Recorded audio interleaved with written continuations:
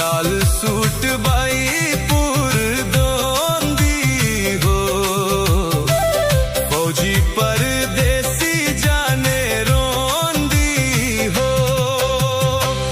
काली paint रोई रोई दोंदी हो, बंदा परदेसी जाने रोंदी हो।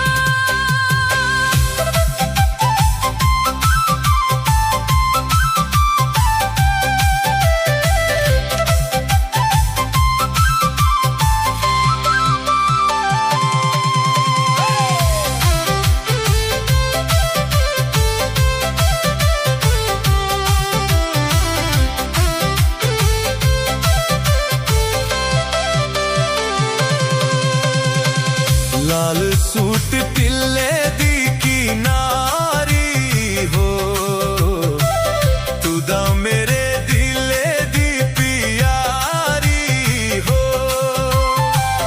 गर तेरे सामने पिसारी हो, बुरी होंदी दिले दी बीमारी हो।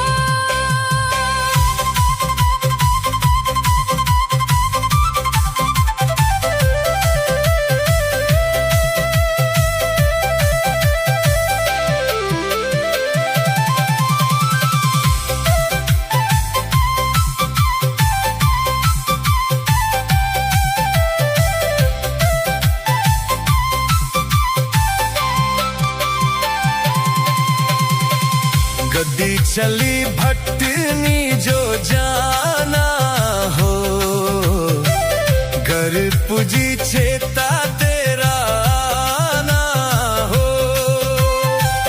मुड़े पर हर बजाना हो, दिले वाला वेदना सुनाना हो।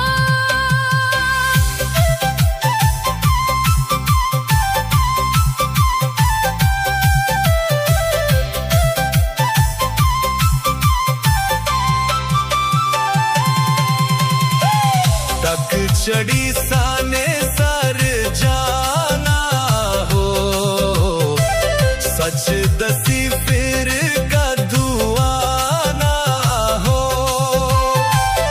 एक दुख दिले दा सुनाना हो, आज ते कल चली जाना हो।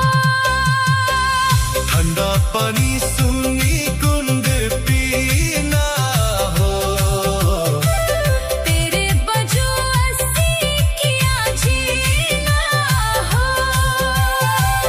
ठंडा पानी सुनी कुंड पीना हो। तेरे बजू अस्सी किया जीना हो। लाल सूट बाई फूर दोंदी हो, फौजी